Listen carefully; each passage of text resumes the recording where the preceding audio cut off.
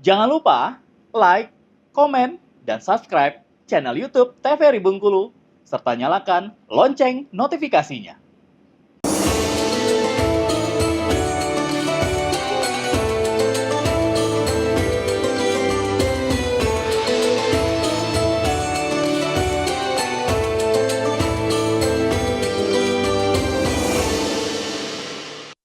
Assalamualaikum warahmatullahi wabarakatuh.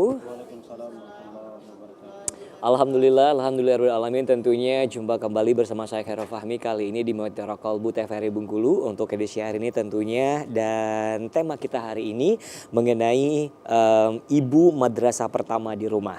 Dengan narasumber kita ada Bapak Al Ustadz Adi Sucipto tentunya, dan bersama dengan ibu-ibu dari Majelis Taklim An-Nabah. Dan untuk itu kita akan mendengarkan sedikit tausiah terlebih dahulu sebelum nantinya kita akan buka untuk pertanyaan-pertanyaan bersama dengan Majelis Taklim An-Nabah tentunya, tapi kita sapa terlebih dahulu untuk majelis taklimnya. Assalamualaikum warahmatullahi wabarakatuh ibu-ibu. Sehat semuanya? Alhamdulillah. Kita dengarkan tausiah singkat terlebih dahulu, nanti baru kita kasih kesempatan untuk memberikan pertanyaan kepada Bapak Al Ustadz nantinya. Silakan Pak Adi Sucipto. Terima kasih. Bismillahirrahmanirrahim. Waalaikumsalam. Assalamualaikum warahmatullahi wabarakatuh.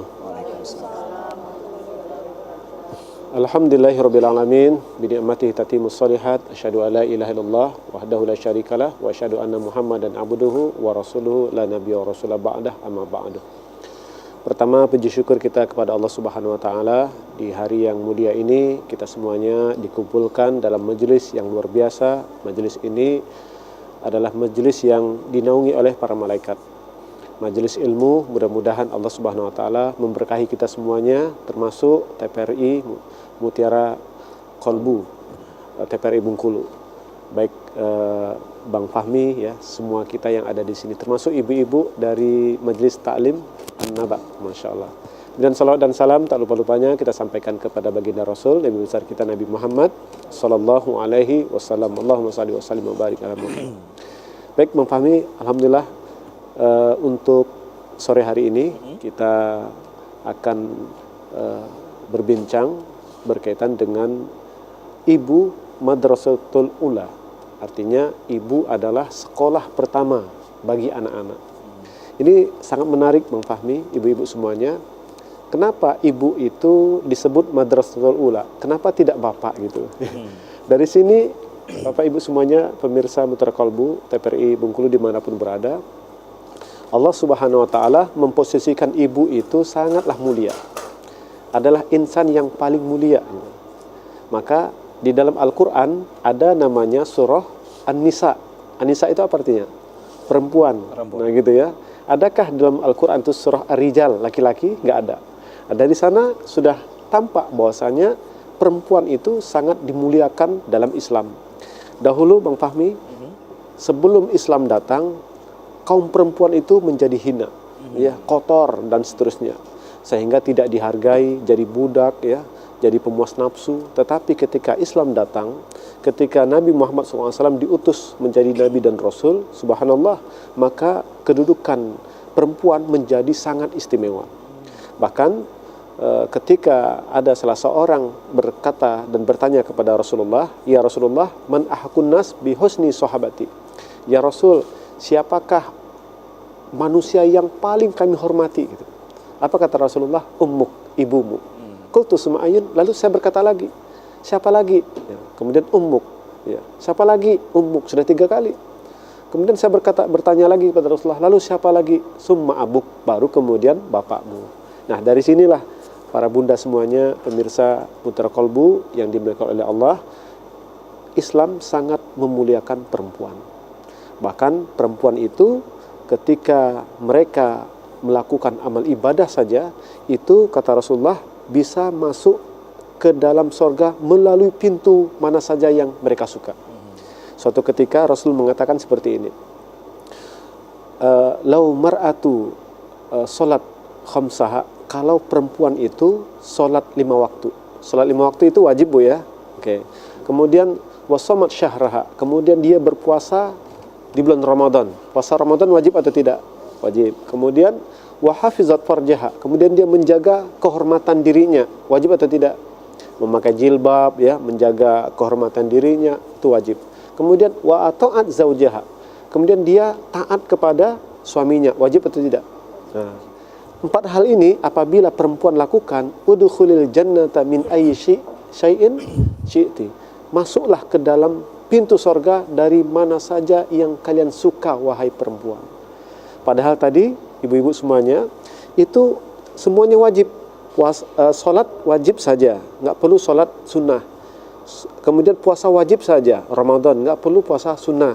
Kemudian taat kepada suami, kemudian menjaga kehormatan diri, ya. Maka 4 hal ini dilakukan, maka sudah mendapatkan jaminan sorga, ya, di sisi Allah Subhanahu wa Ta'ala. Disinilah ibu-ibu semuanya yang dimiliki oleh Allah, bagaimana Allah memuliakan seorang perempuan. Kemudian seiring dengan tema kita, ibu adalah madrasah al-ula. Kenapa ibu itu disebut sebagai madrasah, sekolah? Karena seorang anak itu mulai dia merasakan pendidikannya itu ketika dia berada di dalam rahim ibunya. Betul nggak, Bu? Kan ketika ibunya mulai waktu hamil menjaga kesehatannya, kemudian dia barangkali banyak zikirnya, kemudian dia membaca Quran, ya, mulai dididik sang janin tadi supaya dia tumbuh berkembang sehat. Makanan ibu juga harus hati-hati, betul-betul makanan yang sehat bergizi. Itu kan pendidikan. Sudah di rahim itu, Bang Fahmi. Nah, dari sana saja ibu itu sudah menjadi madrasah, yaitu sekolah bagi anak kita. Jadi ketika anak itu sudah dididik di dalam perutnya, kemudian ketika nanti dia keluar, kemudian disusu dengan ASI yang sehat, ya. Kemudian ibu juga happy, bahagia, tenang. Kemudian anak ini juga akan berpengaruh. Maka dari itu sangat berpengaruh seorang anak itu dari ibunya. Maka ibu disinilah yang menentukan madrasah pertama bagi anak-anak. Sebelum dia sekolah keluar, maka sekolah yang pertama bagi anak-anak adalah ibu. Maka jadilah ibu yang super hebat, yang ibu berpendidikan di sana, ibu yang ada kasih sayang di dalamnya. Maka Allah titipkan rahim itu bukan kepada laki-laki, tapi kepada perempuan. Rahim, apa artinya rahim? Rahim itu diambil dari kata asma'ullah, nama-nama Allah, yaitu ar-rahim. Apa artinya, Bu? Sayang, ya. Berarti ibu itu penuh dengan kelembutan kasih sayang. Maka seorang perempuan mulia adalah seorang perempuan yang memiliki rasa kasih sayang.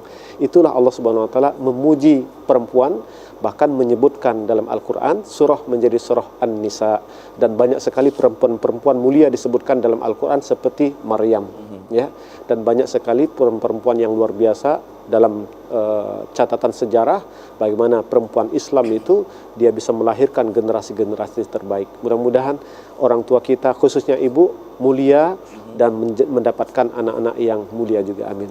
Ya. Berarti Pak Ustadz, kalau yang namanya ibu adalah sekolah pertama, berarti seorang ibu harus punya terlebih dahulu pendidikan yang cukup. Ya, Pak Ustadz. betul, betul.